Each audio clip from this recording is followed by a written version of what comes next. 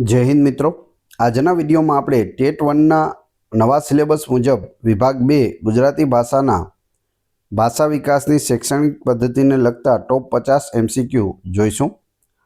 30 ગુણનો આ ટોપિક છે। 30 પ્રશ્નો પૂછવામાં આવે છે અને 30 ગુણ હોય છે। પાર્ટ 33મો છે। આની પહેલાં 32 પાર્ટ અપલોડ થયેલા છે। જોવાના બાકી હોય તો એ પણ જોઈ લેજો। ખૂબ જ અગત્યના પ્રશ્નો આપણે આમાં આવરી લીધેલા છે। આખી સિરીઝ ખૂબ જ સરસ મજાની છે। છેલ્લે તમારી ટેસ્ટ પણ લેવામાં આવે છે અને આ વિડીયોની ફ્રીમાં PDF પણ તમને પ્રોવાઈડ કરાવવામાં આવે છે। તો પૂરો વિડીયો જોવો અને વ્યવસ્થિત વિડીયો જોવો। જોઈએ, પાઠ્યપુસ્તકની મુખ્ય લાક્ષણિકતા શું છે? તે અભ્યાસક્રમને અનુસરીને પદ્ધતિસરનું અને વિષયવસ્તુનું સંગઠિત સ્વરૂપ રજૂ કરે છે। Option B. એક સારા પાઠ્યપુસ્તકમાં કયું પાસું અનિવાર્ય છે? તેની ભાષા શૈલી વિદ્યાર્થીના માનસિક સ્તર અને ભાષાના સ્તરને અનુરૂપ હોવી જોઈએ। શિક્ષણ અધ્યયન સામગ્રી એટલે કે TLM ટીચિંગ લર્નિંગ મટીરિયલનો મુખ્ય હેતુ શું છે?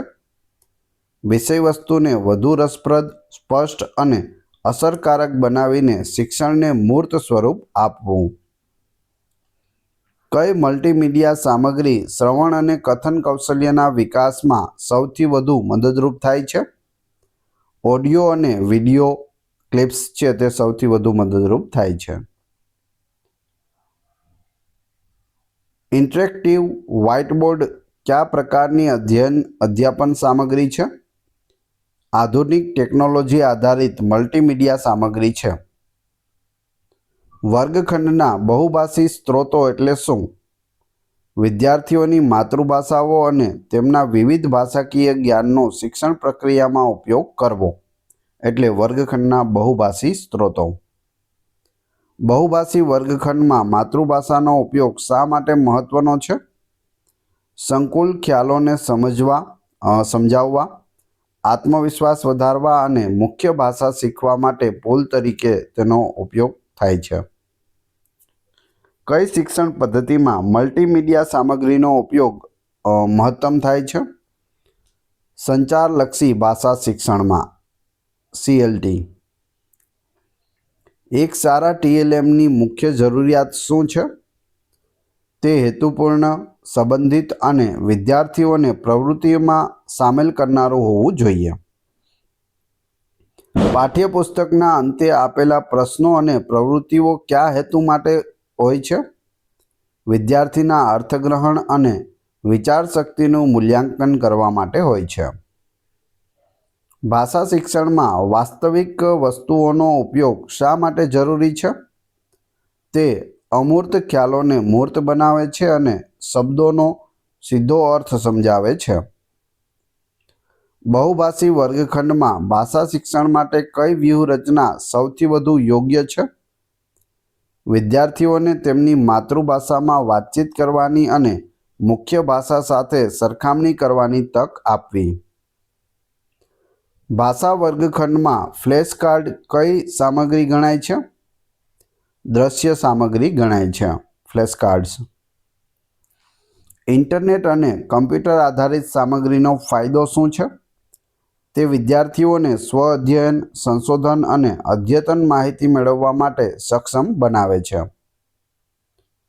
પાઠ્યપુસ્તકમાં આપેલી શબ્દભંડોળની સૂચિ વિદ્યાર્થીને કેવી રીતે મદદ કરે છે?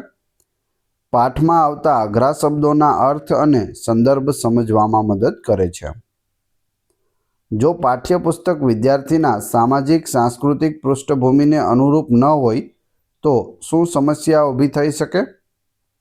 વિદ્યાર્થીઓ વિષયવસ્તુઓ સાથે જોડાણ અનુભવતા નથી અને શિક્ષણ નીરસ બને છે। ભાષા વર્ગખંડમાં નકશાનો ઉપયોગ કયા હેતુ માટે થાય છે? જવાબ આવશે સ્થાનિક શબ્દભંડોળ, દિશાઓ અને સ્થળ સંબંધિત વાર્તાલાપ કૌશલ્ય વિકસાવવા માટે થાય છે। કયા અભિગમમાં પાઠ્યપુસ્તકને એકમાત્ર સ્ત્રોત માનવામાં આવતું નથી? સર્વગ્રાહી અને રચનાત્મક અભિગમમાં। પોડકાસ્ટ એ કયા પ્રકારની મલ્ટીમીડિયા સામગ્રી છે? તો તે શ્રાવ્ય સામગ્રી છે। બહુભાષી સ્ત્રોતનો ઉપયોગ કરતી વખતે શિક્ષકની મુખ્ય ભૂમિકા શું છે? બધી ભાષાઓને માન આપવું અને વિદ્યાર્થીઓને ભાષાંતર દ્વારા મુખ્ય ભાષા શીખવા માટે પ્રોત્સાહિત કરવા. પાઠ્યપુસ્તકમાં પાઠનું યોગ્ય આયોજન શા માટે જરૂરી છે? વિષયવસ્તુને તાર્કિક ક્રમમાં એટલે કે સરળથી જટિલ રજૂ કરીને શીખવાની પ્રક્રિયાને સરળ બનાવવા માટે. મલ્ટીમીડિયા સામગ્રી વિદ્યાર્થીઓને કયા પ્રકારના અનુભવો પૂરા પાડે છે? વિવિધ ઇન્દ્રિયો દ્વારા શીખવાના અનુભવો. કઈ અધ્યયન સામગ્રી શ્રાવ્ય દ્રશ્ય પ્રકારની છે? ટેલિવિઝન, વિડિયો પ્રોજેક્ટર અને કમ્પ્યુટર તે શ્રાવ્ય દ્રશ્ય પ્રકારની અધ્યયન સામગ્રી છે. ભાષા વર્ગખંડમાં બાળ સાહિત્યનો ઉપયોગ કયા પ્રકારની અધ્યયન અધ્યાપન સામગ્રી ગણાય છે? સહાયક અને વિસ્તૃત વાંચન સામગ્રી. એક શિક્ષક ભાષા શીખવવા માટે વિદ્યાર્થીઓને તેમની માતૃભાષામાં જાહેરાતો લખવા અથવા તો લાવવા માટે કહે છે. આ કયા સિદ્ધાંત પર આધારિત છે? બહુભાષી સ્ત્રોતોનો ઉપયોગ કરીને ભાષાંતર અને સરખામણી દ્વારા શિક્ષણને અર્થપૂર્ણ બનાવવું. મિત્રો, વિડીયો પસંદ આવી રહ્યો હોય તો લાઈક કરવાનું ના ભૂલશો અને ચેનલ ઉપર નવા હોય તો ચેનલને સબસ્ક્રાઈબ કરી અને બાજુમાં આપેલા બેલ આઇકોનને પ્રેસ કરી દેજો, જેથી રોજે રોજ આપને નવા વિડીયો મળતા રહે. દરરોજ 2 વિડીયો આ ચેનલ ઉપર અપલોડ થાય છે. જોઈએ આગળનો પ્રશ્ન. ઉપચારાત્મક શિક્ષણનો મુખ્ય ઉદ્દેશ્ય શું છે?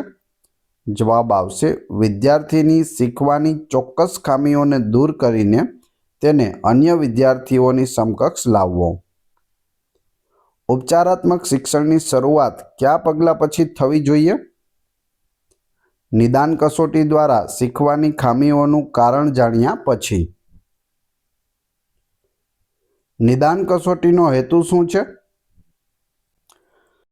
ભૂલોના પ્રકારો અને તેના મૂળ કારણો જેમ કે ધ્યાનનો અભાવ, વિકાર, પૂર્વજ્ઞાનનો અભાવને ઓળખવા. ઉપચારાત્મક શિક્ષણની પ્રકૃતિ કેવી હોવી જોઈએ? વ્યક્તિગત અથવા નાના જૂથોમાં ચોક્કસ જરૂરિયાતો પર કેન્દ્રિત હોવી જોઈએ. જો બાળકને વાંચનમાં અક્ષરોને ઉલટા સુલટા વાંચવાની ભૂલ હોય તો ઉપચારાત્મક શિક્ષણ શેના પર કેન્દ્રિત હોવું જોઈએ? ધ્વનિ વિશ્લેષણ અને દ્રશ્ય ભેદભાવ પર કેન્દ્રિત હોવું જોઈએ. ઉપચારાત્મક શિક્ષણની પ્રવૃત્તિઓમાં શિક્ષકની ભૂમિકા કેવી હોવી જોઈએ? માર્ગદર્શક, પ્રોત્સાહક અને સહાનુભૂતિપૂર્ણ નિદાનકારક હોવી જોઈએ. ઉપચારાત્મક શિક્ષણને અસરકારક બનાવવા માટે શું કરવું જરૂરી છે? સાચા પ્રતિપોષણનો ઉપયોગ કરવો અને વારંવાર પ્રેક્ટિસ કરાવવી. જો કોઈ વિદ્યાર્થી વારંવાર વ્યાકરણની ભૂલો કરે તો ઉપચારાત્મક કાર્યમાં કઈ પદ્ધતિનો ઉપયોગ કરવો જોઈએ? સંદર્ભમાં કાર્યાત્મક વ્યાકરણ અને ડ્રીલનો ઉપયોગ કરવો જોઈએ. ઉપચારાત્મક શિક્ષણ એ કયા પ્રકારની શિક્ષણ પ્રવૃત્તિ છે? આયોજનબદ્ધ અને લક્ષ્ય કેન્દ્રિત છે. ઉપચારાત્મક શિક્ષણમાં બાળકનો આત્મવિશ્વાસ વધારવા માટે શું કરવું જોઈએ? નાની સફળતાઓ માટે પ્રશંસા કરવી અને શીખવા માટે સકારાત્મક વાતાવરણ બનાવવું જોઈએ. સંચિત રેકોર્ડ ઉપચારાત્મક શિક્ષણમાં કેવી રીતે મદદરૂપ થાય છે? વિદ્યાર્થીની ભૂલોની પેટર્ન અને તેના શીખવાના ઇતિહાસને સમજવામાં. જો કોઈ બાળકને લેખનમાં ખરાબ હસ્તાક્ષર અને અક્ષરોને વ્યવસ્થિત રીતે ગોઠવવાની મુશ્કેલી હોય તો ઉપચારાત્મક કાર્ય શું હોવું જોઈએ? શારીરિક મુદ્રા સુધારવી, ફાઇન મોટર કૌશલ્ય અને ટ્રેસિંગ પ્રેક્ટિસ કરાવવી.